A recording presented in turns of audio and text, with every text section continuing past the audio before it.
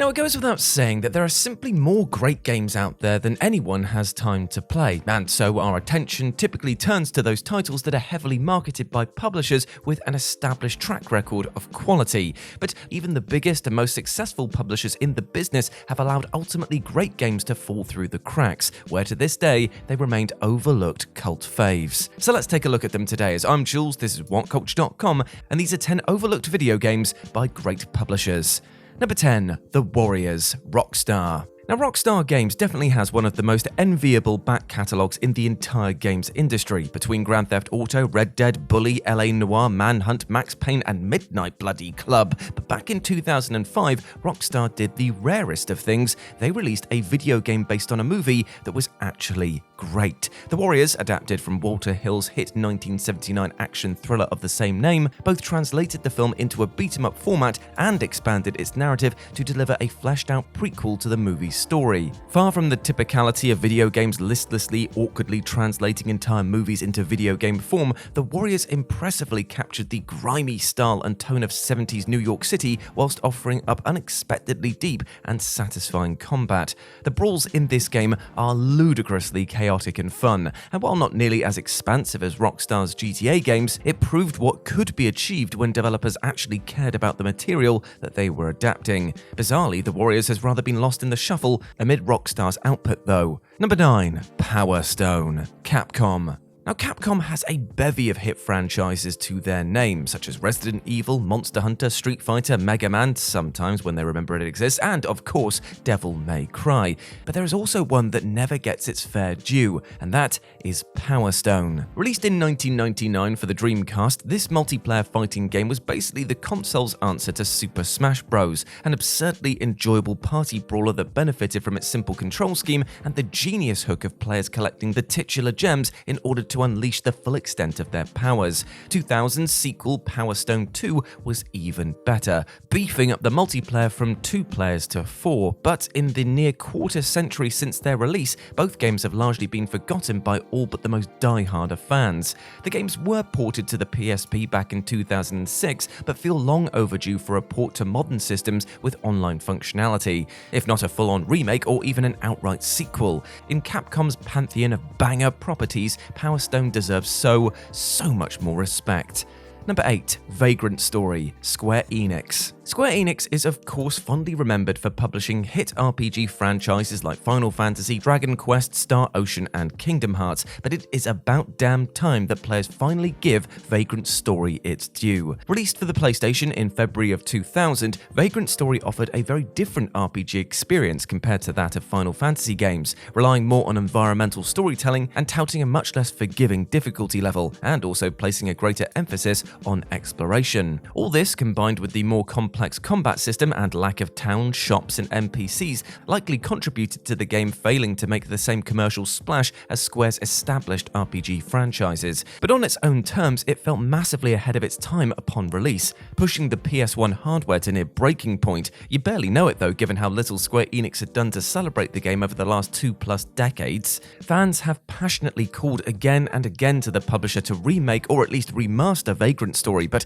considering that it didn't make a huge commercial wave, being overshadowed by the likes of Final Fantasy 8 and 9, we really shouldn't hold our breath. Number 7, Pyre, Supergiant Games. Supergiant Games is one of the most impressively consistent publishers that releases games today, and since 2011, each of their 4 releases has garnered major acclaim. And while there's a good chance that you've played Bastion and Transistor, and a very good chance that you've at least played their most recent game Hades, there's another title released between these 3 that didn't really amass nearly the amount of fanfare that its quality indicated. Pyre was released in 2017 and did something truly unique with the typical action RPG formula, centering gameplay not around hacking and slashing, but instead rights, a series of rugby-like team-based encounters that immediately separated the game from its brethren. While Pyre received glowing reviews upon release, its sales reportedly fell far short of both Bastion and Transistor. Perhaps the unconventional nature of its gameplay that led to some to label it as a sports game turned players off en masse, but whatever the reason, it's a game that deserves a far greater cult of fans than it's ever had. Even with Supergiant's general popularity, Pyre has more or less faded into the periphery, overshadowed by the phenomenal success of Hades. Number 6, Derasine, From Software. Now, there's no denying that From Software are best known for their tricky action RPGs like Dark Souls, Bloodborne, Sekiro, Shadows Die Twice, Elden Ring, and also the Armored Core franchise. But in 2017, sandwiched between the releases of Dark Souls 3 and Sekiro, the publisher quietly dropped an unassuming first-person adventure game which paid homage to their cult classic 1998 game Echo Knight. Derasine, an existential mystery title for the PSVR, sees players wandering the halls of a boarding school as a fairy, and while admittedly lacking the technical finesse of From Software's AAA offerings, turned out to be a highly affecting and engrossing effort. As an exercise in atmosphere and emotional environmental storytelling, it's a hugely unsung treat, yet even accepting the audience-limiting nature of its PSVR exclusive release, this thing kind of came and went with a blip. So if you've got Sony's VR headset and can drag yourself away from Elden Ring for a hot minute, Derasine is more than deserving of 5 hours of your time. Number 5. Dreams, Sony. Media Molecules Dreams was published by Sony in 2020, and though the game creation hub received universal acclaim for the depth of its creation suite, it sadly never broke out to become a wider mainstream hit. Dreams was ultimately lost in the shuffle amongst Sony's war chest of AAA blockbuster titles, no matter that it offered up a totally unique gameplay experience and jaw-dropping array of tools for players to make their own art, with VR support no less. Shortly after its full release, the hype surrounding the game died down considerably as more casual users moved on to other games and only the hardcore community remained. Despite the relative accessibility of its creation tools, Dreams is all but forgotten in mainstream gaming discourse less than 3 years after its release, which given the ingenuity of its systems is a damn shame. There are reasonable arguments to be made that Sony should have released Dreams as a free-to-play title and also put it on other platforms, but given the PS4's massive install base at the time of its release, it's rather depressing that it didn't move the needle more. Number 4. Transformers: Fall of Cybertron, Activision. Now, it's absolutely reasonable to be skeptical about any Transformers game given that many shoddy titles based on the beloved IP have been released, but 2012's Transformers: Fall of Cybertron, a sequel to the surprisingly good Transformers: War for Cybertron, was such a breath of fresh air.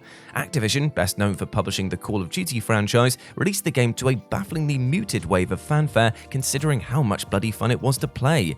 Beyond the thrilling gameplay, it also touted a surprisingly engaging story and benefited from voice actors Peter Cullen and Greg Berger reprising their voice roles from the animated series as Optimus Prime and Grimlock respectively. It didn't help at all that Activision's rush to market follow-up, the spin-off title Transformers: Rise of the Dark Spark, was panned by most critics, in turn poisoning the well and bringing the series to an end. And with Activision delisting the game from digital storefronts in 2017 due to their licensing agreement with Hasbro expiring, it's actually tough to find a well-priced legal version of Fall of Cybertron these days. But considering the clear love and effort that developer High Moon Studios put into it, it deserves far better than to basically just become lost to time. Number 3. Prey, Bethesda Softworks. Now, Bethesda is one of those undeniable publishing giants of the modern gaming industry, with Fallout, The Elder Scrolls, Doom, and Wolfenstein among their most iconic AAA franchises. But in 2017, they hoped to launch a new IP with the trippy sci-fi FPS Prey, a delirious, beautifully designed genre-bending title that received rave reviews from many major outlets. But despite this, Prey was a massive commercial disappointment, a fact attributed to numerous factors: Bethesda's baffling decision to barely market the game, the difficulty of selling Sims to mainstream audiences, and the publisher withholding review copies until the release date. It also didn't help that naming the game Prey suggested that it was linked to 2006's FPS of the same name, creating market confusion and leaving some players unsure if they needed to play the first game. All in all, Prey is one of the most creative FPSs of its generation, yet it barely made a dent compared to Bethesda's flagship titles. Number 2. Sayonara Wild Hearts, Annapurna Interactive. Now, Annapurna Interactive's name may not carry the immediately identifiable weight of, say, Rockstar or Square Enix, but over the last 5 years, they've cornered the market on delivering an enticing slate of left-field titles focusing on unconventional gameplay and emotional storytelling. Some of their biggest hits include the likes of What Remains of Edith Finch, Flower, Gone Home, Outer Wilds, Telling Lies, Kentucky Route Zero, and most recently, Stray. But one fantastic game that's sadly been lost in the shuffle is Sayonara Wild Hearts, a gorgeous rhythm actioner released in 2019 to strong acclaim, which, while extremely short and mechanically very simple, is one of the most visually stunning games of any kind released this past decade. Though wildly lauded by critics and nominated for 3 Game Awards, it didn't make much of an impact in the wider gaming sphere, and sadly hasn't amassed the same following of their other prominent releases. Seriously, if you haven't played Sayonara Wild Hearts yet, go pick it up now, as it's just a couple of bucks. And number 1, Shadow of Memories, Konami. Though Konami has shifted away from console games towards the lucrative mobile gaming market in recent years, there's no arguing with their iconic status in the industry, having published the likes of Metal Gear, Silent Hill, Castlevania, Contras, and Pro Evolution Soccer. But a few months before they released the incredible Silent Hill 2, Konami quietly dropped a similarly engrossing mystery romp that is scarcely talked about today, and that is Shadow of Memories, or if you're American, Shadow of Destiny. Shadow of Memories sees our protagonist travel through time in an attempt to solve and even prevent his own murder. The player's actions in the past reverberate through the timeline, affecting subsequent gameplay, but as ingenious a hook as this was, the game's lack of combat likely prevented it from becoming a major sales success. As a result, Shadow of Memories quickly evaporated into the pop culture ether, and even with subsequent releases on Xbox, PC, and PSP, it is barely talked about almost 25 years later beyond the occasional retrospective article. Given its staggering level of ambition and creativity, it clearly deserves better. So, remake when?